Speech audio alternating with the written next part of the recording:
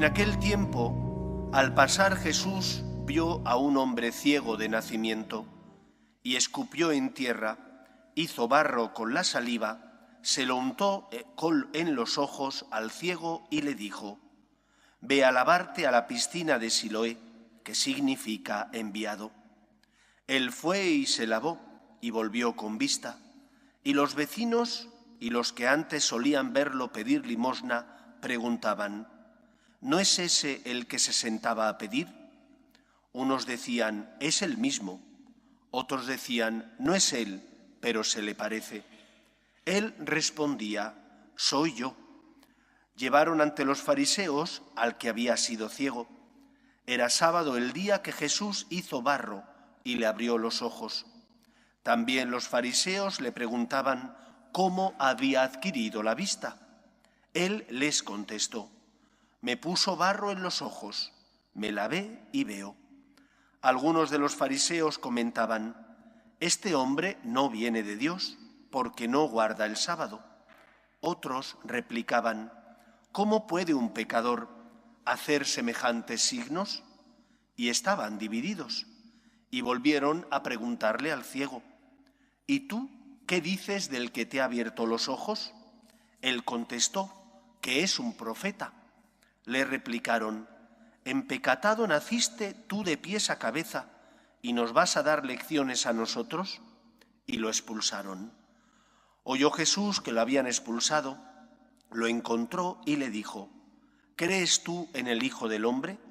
Él contestó: ¿y quién es, Señor, para que crea en él? Jesús le dijo: lo estás viendo, el que te está hablando, ese es. Él dijo: creo, Señor, y se postró ante él. Palabra del Señor.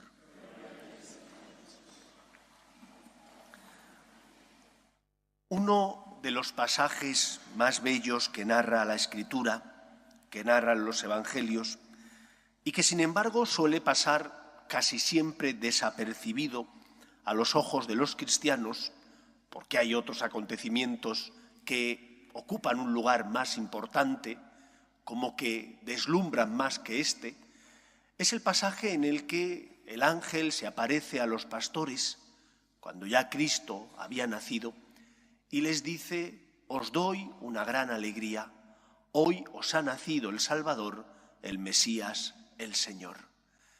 Cristo es la buena noticia, esa buena noticia de que el pecado no es más fuerte que el amor que Dios siente hacia nosotros y que por lo tanto Dios, que quiere que todos los hombres se salven, envía a su Hijo al mundo para que Él pague la deuda contraída por nuestro pecado. Cristo es la luz del mundo, es la luz de la que habla San Juan en el prólogo, la luz que viene a los suyos, que viene a iluminar nuestro corazón, que viene a enseñarnos el camino que nos lleva a la salvación, que es el camino del amor, que es el camino de la confianza en Dios. Por eso lo primero que nos recuerda este Evangelio es que el Señor no quiere que vivamos como ciegos. Y para que no vivamos como ciegos, el ser humano tiene dos grandes fuentes de luz, dos fuentes de moralidad que nos ayudan a saber distinguir qué está bien y qué está mal. Una moralidad que no depende de la opinión de las mayorías, sino que depende de lo que es bueno y de lo que es malo. No depende de las mayorías el que tengamos que defender la vida, el que tengamos que defender la familia. No depende de las mayorías el que se debe respetar la dignidad de la persona desde su inicio, que es la concepción hasta la muerte natural. Aunque se aprueben leyes que son leyes aprobadas por mayoría parlamentaria, pueden ser leyes moralmente injustas. Por eso un cristiano tiene que dejarse iluminar por el Dios revelado. Y hay dos grandes fuentes que iluminan nuestra vida. Primera fuente, lo que llamamos ley moral natural.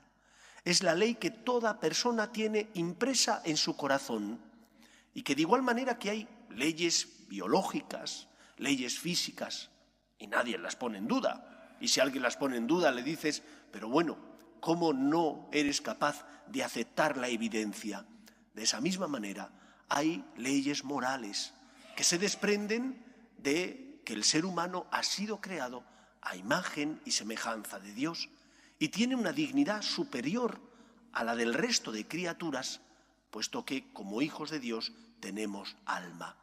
Hemos de respetar la obra de Dios y hemos de querer la obra de Dios, pero lógicamente un pájaro, un perro, un caballo, que es criatura de Dios, no tiene la misma dignidad que un ser humano, por más que hoy en día, desgraciadamente, se aprueben leyes que intentan hacernos entender que los animales tienen derechos humanos. Es que no son humanos y por lo tanto no pueden tener derechos humanos.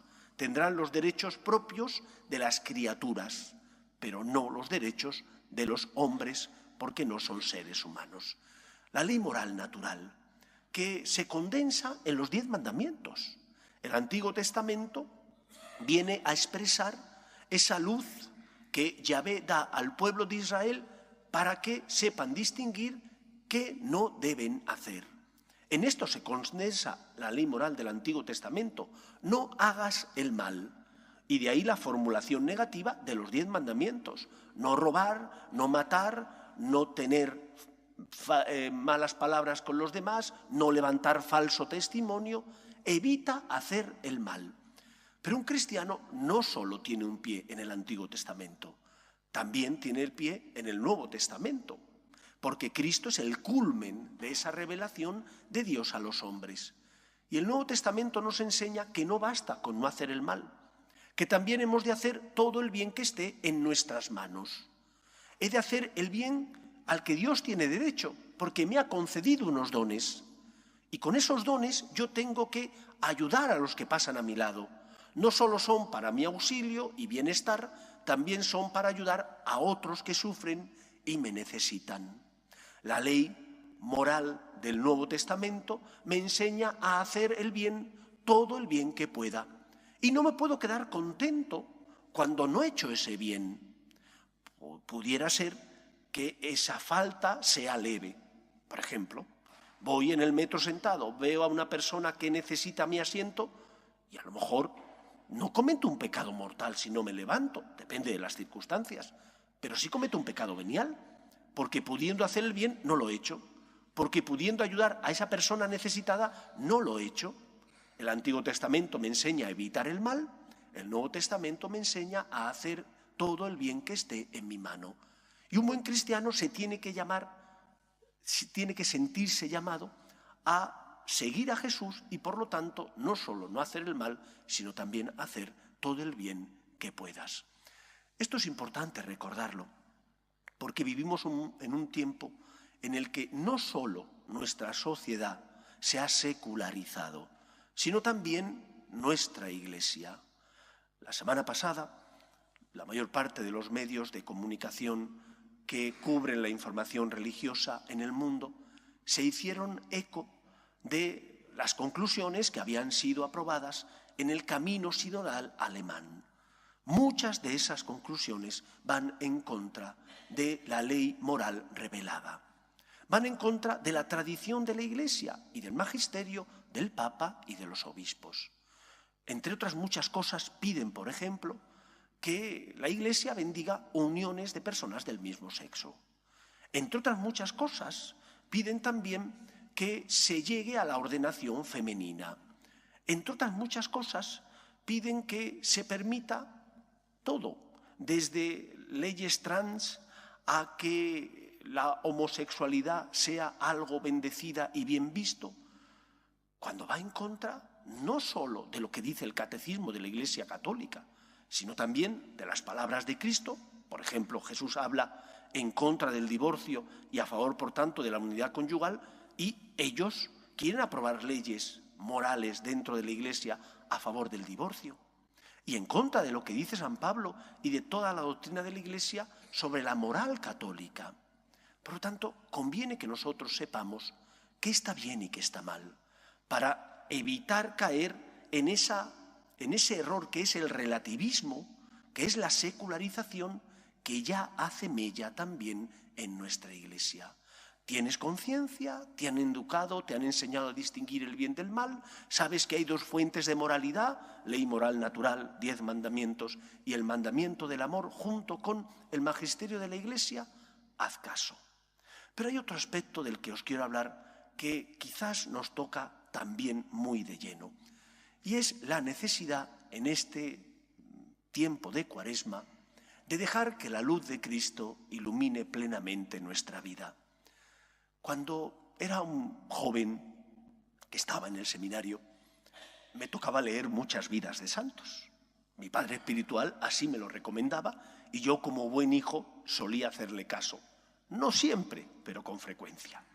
Y recuerdo que cuando leía la vida de los santos, siempre me quedaba el mismo sentimiento.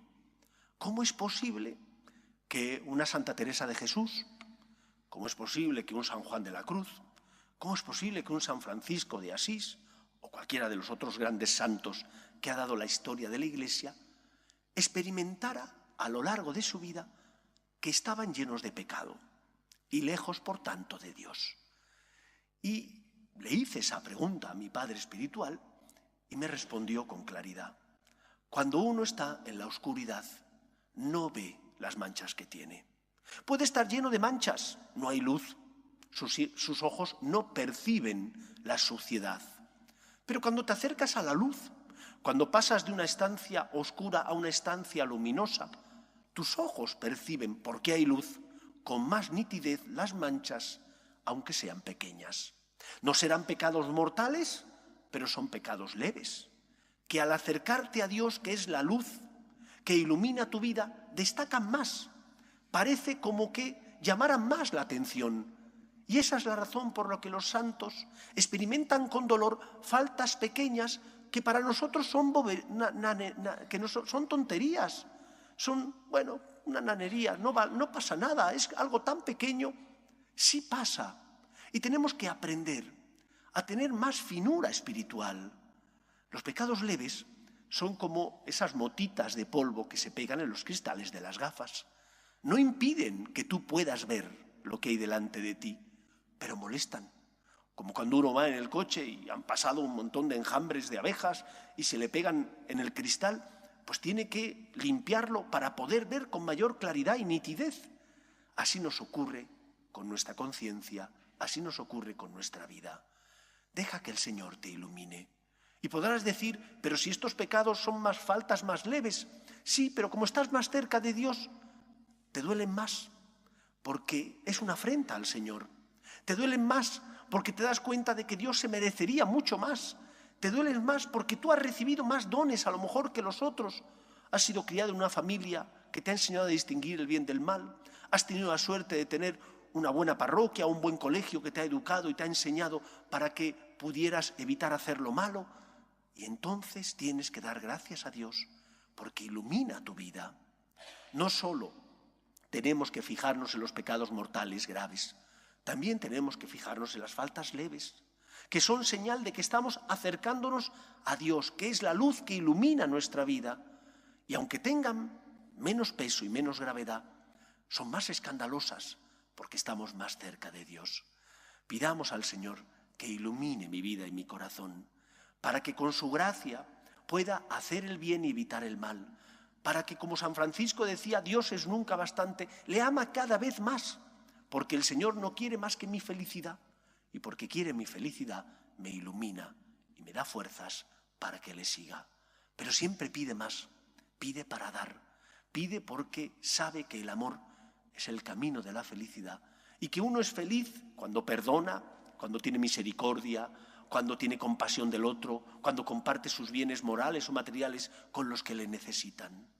El amor es el camino de la felicidad y Cristo nos enseña cuál es el camino. Él es el camino. Yo soy el camino, la verdad y la vida, dice. Pues seamos nosotros luz en el mundo por la integridad de nuestras costumbres, porque evitamos el mal y luchamos por hacer todo el bien que está en nuestra mano y porque dejamos que el Señor ilumine nuestra vida y purifique nuestra conciencia. Que sea así en nuestra vida. Nos ponemos en pie.